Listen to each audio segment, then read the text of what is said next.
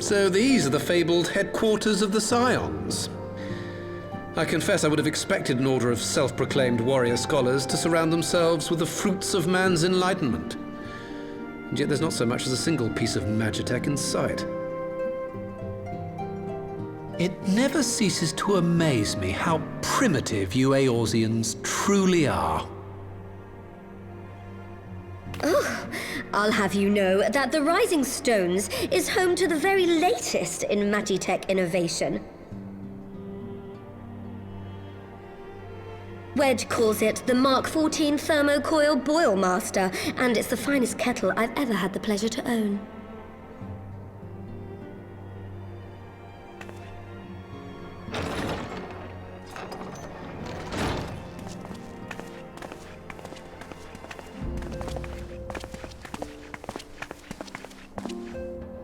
We are returned. Well, Ida and I, at least. Ishtola and the others remain behind to continue their assessment of the binding magic. There didn't seem much point staying just for that, so I decided to come back with Alphino. Papalimo bought us this time. We shouldn't waste it.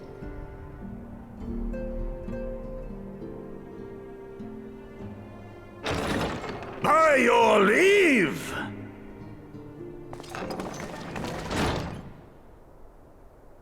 Good God, that voice could fell a gigas. This is the Rising Stones, domicile of the Scions of the Seventh Dawn. I enter at the invitation of one Lord Urianger. I spy you there, Shadow Walker. You always were a hard one to find. Yugiri, do you know this man?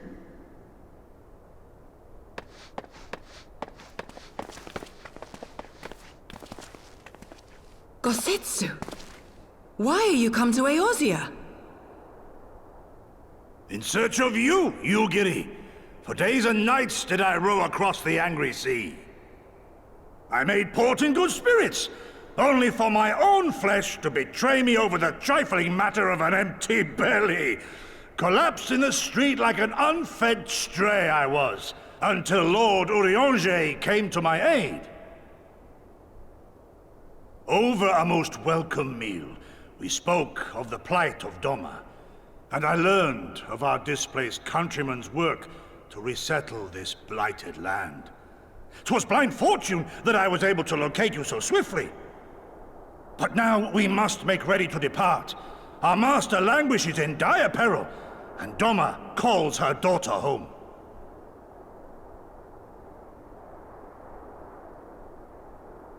It is not so simple, Gosetsu. There are obligations which bind me here. You refuse? Did you mislay your oath during your flight from our homeland? The laws of hospitality must be honored, but surely the vow to defend your master demands the greater obeisance. It was our master who bid me guide our people to safe haven by any means necessary. And it was the Scions you see before you who provided us succor and sanctuary when all others refused. Dire peril or no, were I to return without first repaying such hospitality, our master would cut me down at the threshold. Mayhap that is so. There is more. A crisis threatens all within this realm, Eorzean and Doman alike, and I go to play my part in its resolution. I will not bring shame upon our liege by abandoning my people or my duty. How very noble of you. Now, in the name of honor, kinship, and, yes, practicality, might I suggest we get this expedition underway? Or would you rather debate the finer points of duty and leave Omega to the Empire? The Empire? Yugiri, you draw steel against the curse of Garlemald?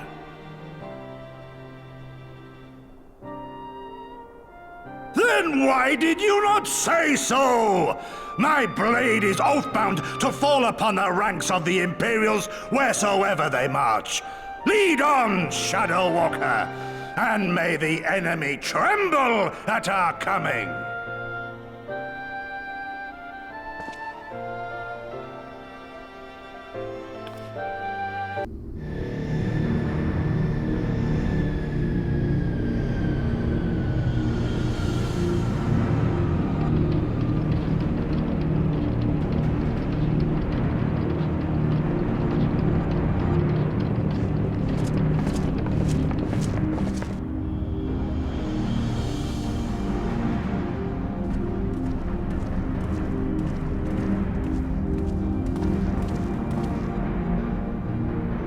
Now, where was that? Ah!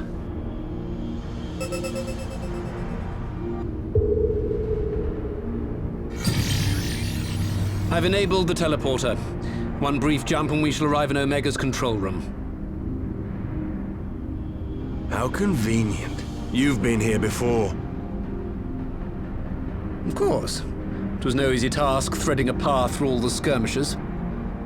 But how could I ignore the existence of such a fascinating toy? You may trust that my preliminary examination was suitably thorough.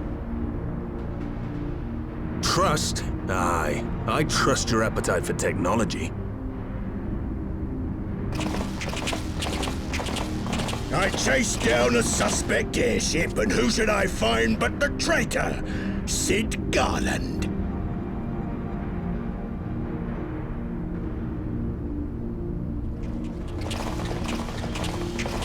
Searching for something, engineer? Something big? It's close, isn't it? It's like all my name days have come at once. For all the scouts the Empire could have sent.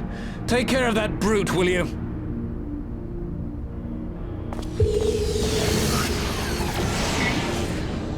God damn it. Can't let Nero tinker around in there by himself. I'm sorry to leave you to it, but I dare say you'll manage without me.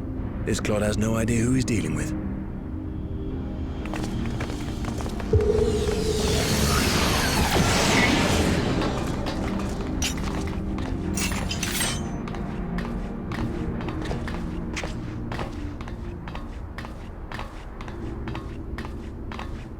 I am Gosetsu, Samurai of Doma. You will rue your choice of opponent this day.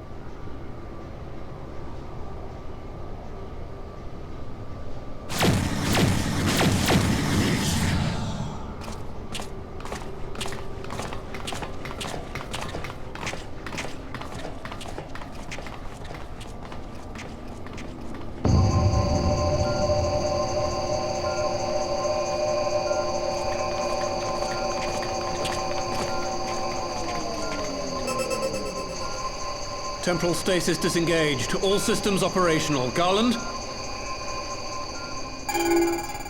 All clear on this side. It's waking up.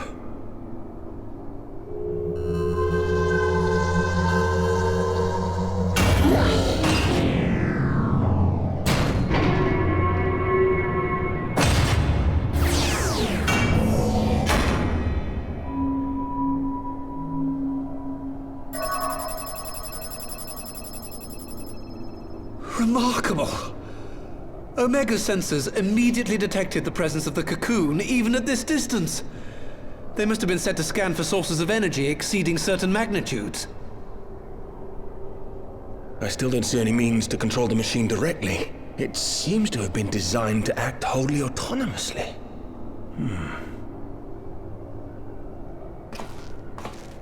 Once we release Omega, we can be fairly certain it will attempt to capture the Primal at Belsar's Wall. Assuming its mission is successful, our only option at that point will be to re-engage its stasis system and put it back to sleep.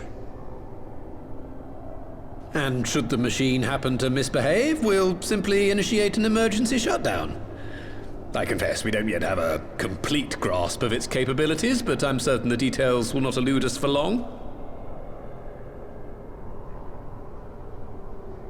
Well, I understood less than half of that. So, my question to you is, are we doing the right thing?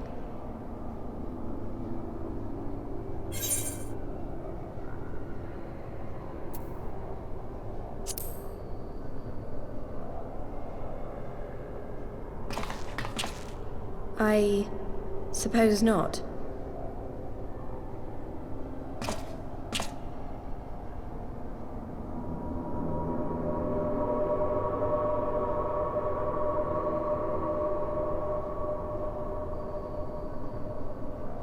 All right.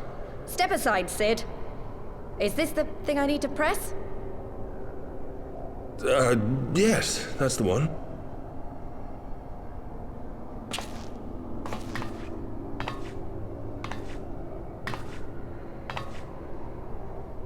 You gave too much for us to waste this chance, Papalimo. So this is for you. And me.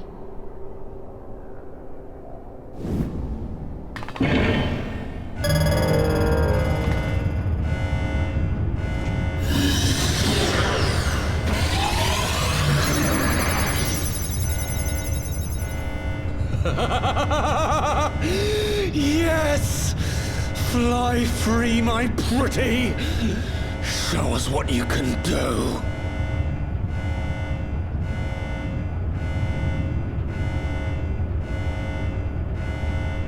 The launch sequence has begun. Omega is loose.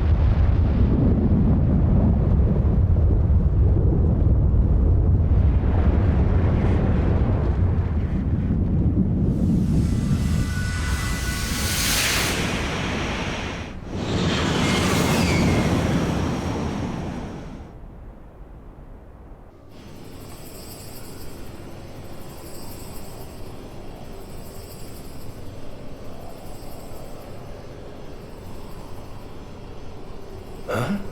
Omega has stopped transmitting.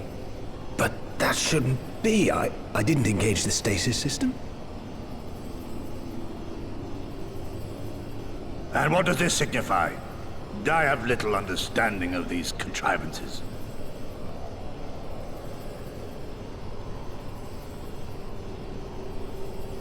The launch went exactly to plan, but all signals emanating from Omega have ceased.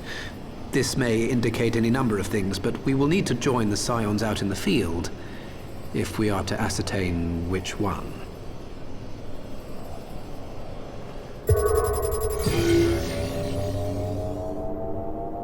Right. I've ordered the malfunctioning beast to go to sleep. That should prevent any unfortunate mishaps.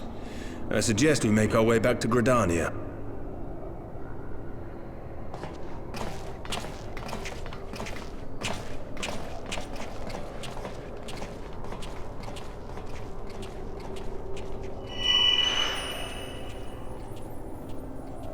Omega destroyed the cocoon. Papalimo's spell is fading. It was bound to his ether, you see. And if the connection is broken...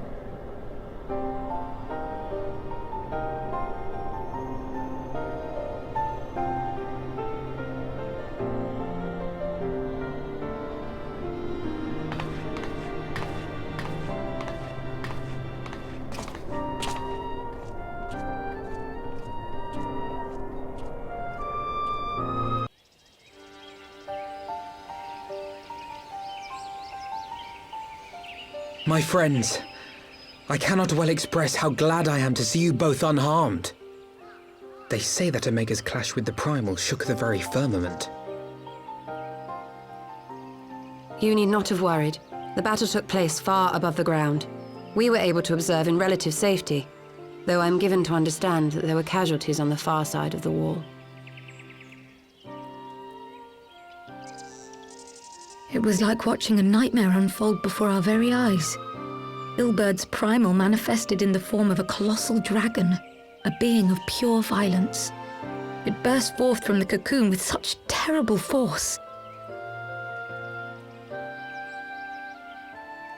That such a horror should spring from the eyes of Nidhogg comes as no surprise.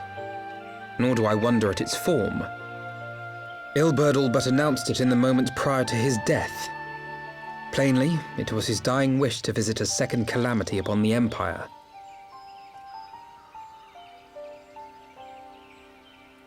And I am quite certain the abomination would have obliged had it not found itself outmatched by Omega.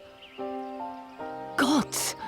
I am no stranger to the works of Allag, but even I was unprepared for the machine's furiosity. It beggared belief.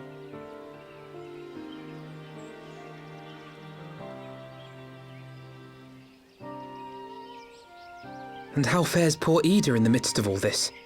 Have you spoken with her? She is up on the platform, lost in thought. We deemed it best not to disturb her, but mayhaps she would welcome some company after all. Shall we?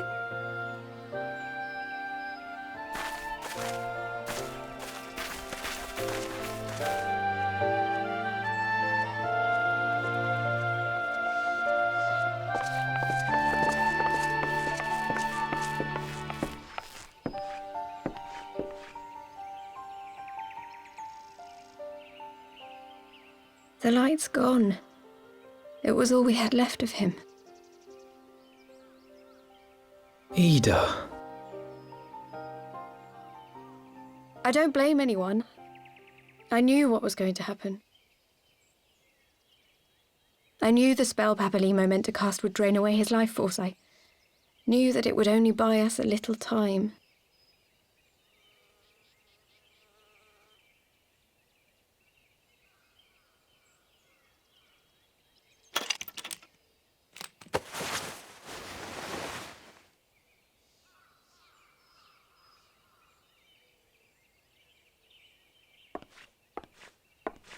Ida, there is no need to explain.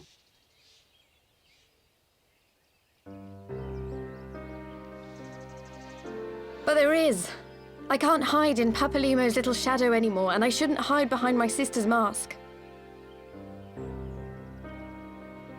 20 years ago, on the day the Empire marched into Alamigo, I was still just a child, not even 5 summers old. My father had been one of the leaders of the revolution. He had fought to overthrow the Mad King, Theodoric. And my sister had fought alongside him. But she was strong and kind, and always knew what to do.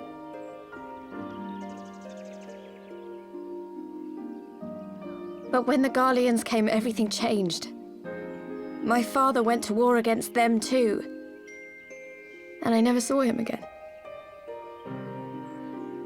After that, I remember a lot of running. My sister dragged me for malms and malms until we came to the city of Charlian. That was where she met Master Louis Soir. He introduced her to the Circle of Knowing, and she eventually became an Archon. She was your inspiration. Is that not why you took up her mask and her name? Or did you simply mean to continue what she had started?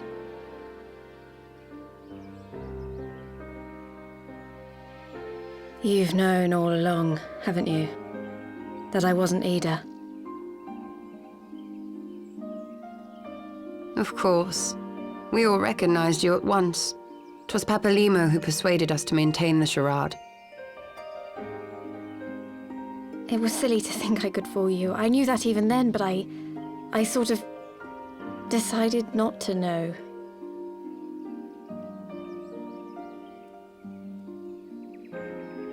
Ida died 6 years ago, on a mission to smuggle refugees out of Alamigo. They say she was overwhelmed by Imperial soldiers when she stayed behind to save a little girl. She was so strong. There must have been a lot of them.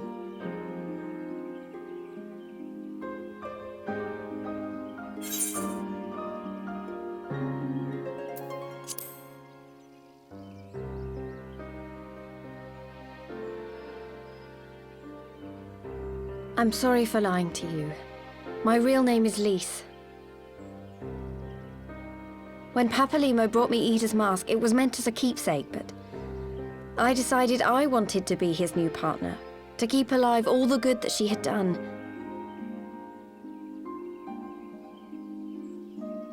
I didn't want to become Ida, exactly. At the time, though, I still didn't know who I was myself, and it almost seemed easier to play the role. Papalimo agreed to help, of course, but it was never what he wanted for me. He wanted me to walk my own path, and those were his final words to me.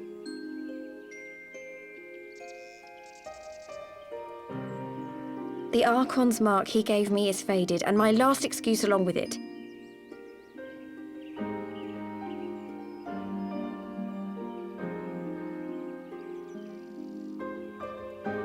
So this is it. Whatever I choose to do from now on, I do as Lise. And I choose to continue my family's fight. I want Alamigo to be the country that Ida and my father always wanted it to be.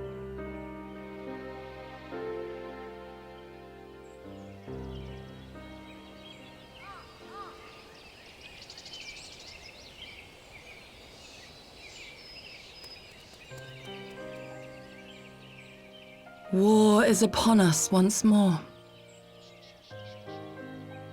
Do you regret standing against the Empire? Would you have chosen a different road, knowing what you know now?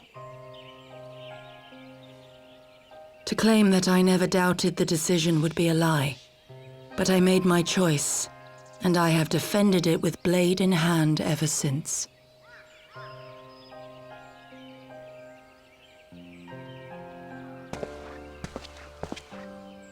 The battle continues, and our steel is needed. Come, Shadow Walker, we leave for the east, for Doma.